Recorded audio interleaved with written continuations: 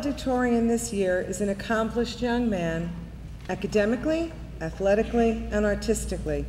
Over the past 2 years, Dylan has won major awards in every subject area, was president of the math team, and was recently congratulated on his success by the person who runs the Yes to Mathematics conference at Nassau Community College. He has appeared in our dramatic and musical performances since freshman year, his most recent and perhaps most memorable as O'Brien in 1984. He was inducted into the Cum Laude Society as a junior and will be attending Tufts University in the fall, where he plans to study philosophy and neuroscience. Please welcome Dylan Phelan.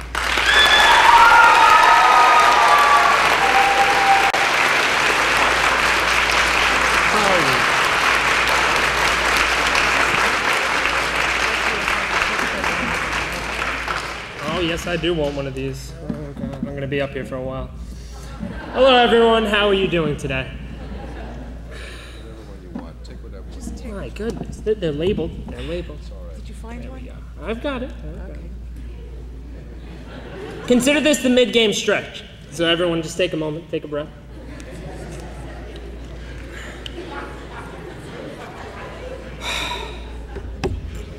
Board President Bonaparte, Headmaster Bernstein, Mrs. Silbering, Miss Wagner, trustees, the Parents Association, family, friends, and faculty, and last, but certainly not least, the class of 2012. Let me say, my fellow student speakers and I are honored to have this opportunity today to speak to all of you on this stage. After 14 years of schooling, 10 of which have been spent within these halls, what amazes me most is the bounty of knowledge we, both as individuals and as a species, can learn by the simple act of passive observation.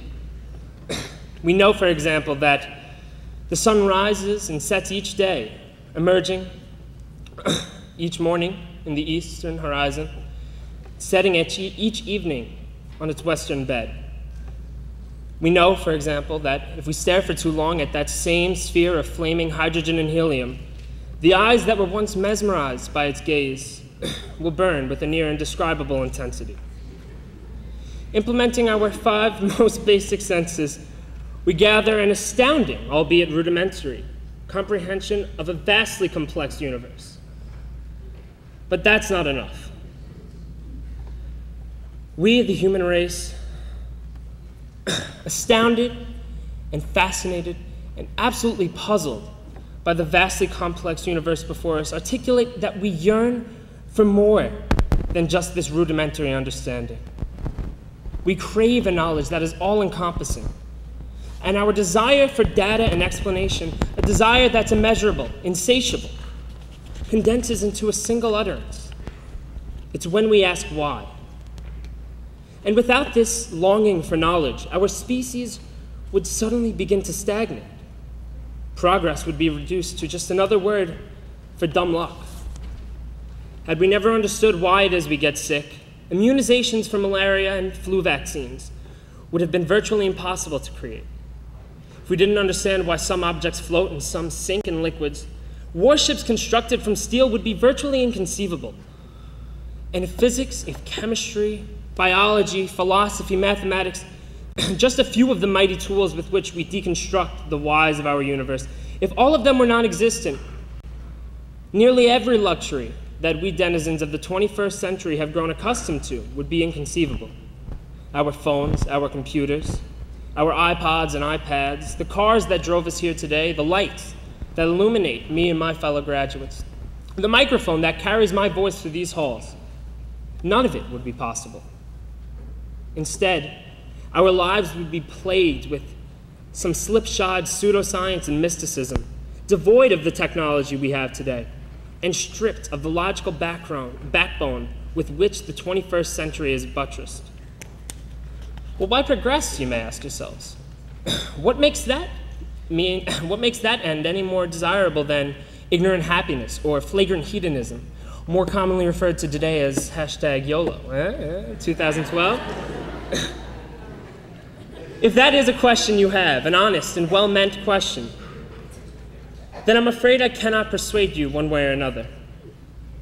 The pursuit of progress appears to me to be, by definition, a search for a desirable end. Whether it resides on a small scale, trying to eat healthful meals or ace an exam, or on a monumental level, trying to cure cancer or solve this seemingly unending economic crisis. Progress appears to me to be something that every one of us searches for at some point in their lifetime, on some level.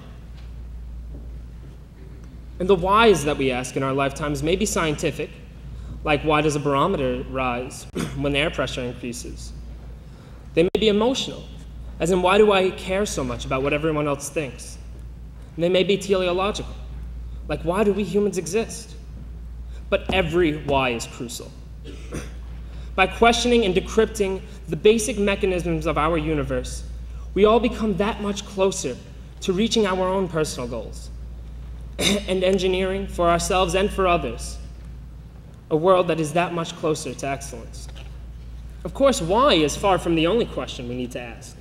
The potpourri of inquiries at our disposal, what, when, where, who, to what effect, how, they all mesh together with exquisite elegance and grace, forming a masterfully crafted net with which we can grasp any and all achievable knowledge. But while many of these questions are logically limited, there's often only one who or one what or one where, why knows no bounds. The more whys we infuse into the net, the deeper and deeper the net becomes, stretching to the reaches of time and space. And thus, our knowledge can continue to grow ad infinitum. It is this truth that embodies the essence of why. An infinite regress fueled by questioning, a sea teeming with solutions of absolute elegance, and a progress that over time multiplies with indeterminable end. Now, I'm sure some of you in the audience are whispering to yourselves, okay, Dylan, this is nice, but what does this matter? And well, just look at the world around us. Don't glance. Don't take a brief gander, but really take a moment to contemplate everything you see around you. Not just what you see in front of you, but what you see on the news, on television, on the radio, on the internet. Now, I don't mean to flaunt my psychic abilities in any way, but I'm getting the sense that not everyone is pleased with everything they see. Our world is an imperfect place, one where injustice and inequalities run amok. Something is bound to upset you and me, if not now, at least some point in our lifetime. It's natural, it's expected, and it's frustrating as hell. But when those feelings of frustration and anger and confusion and fear rise up, what then? Well, we can let the emotions pass. We can shove them deep within the recesses of our minds, far enough that they are forgotten. Forgetting. It's a seamless decision to make, isn't it? Nearly effortless.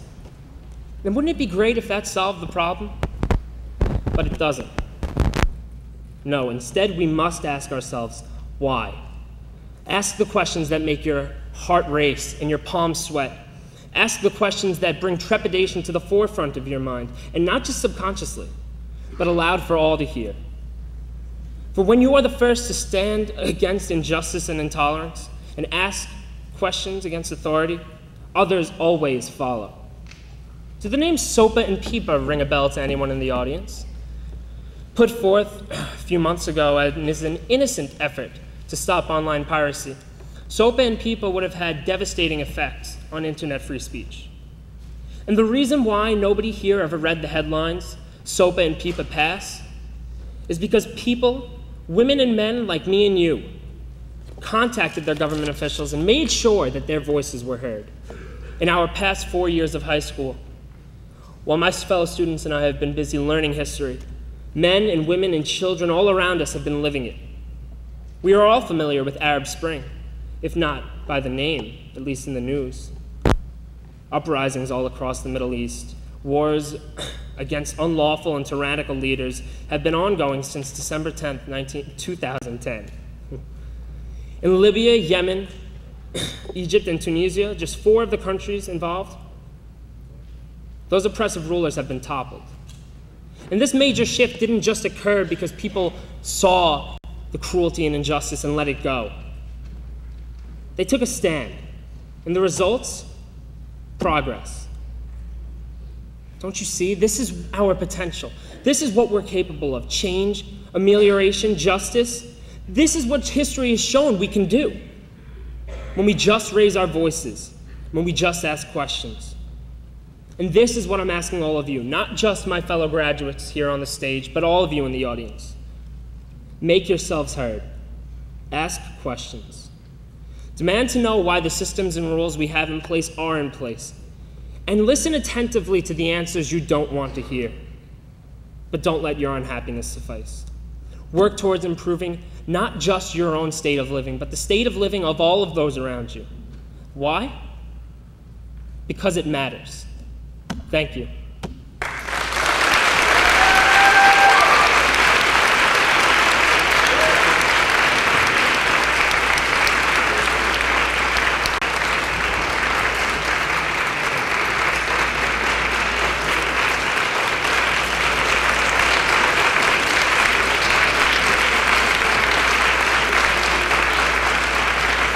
Dylan Thomas Phelan.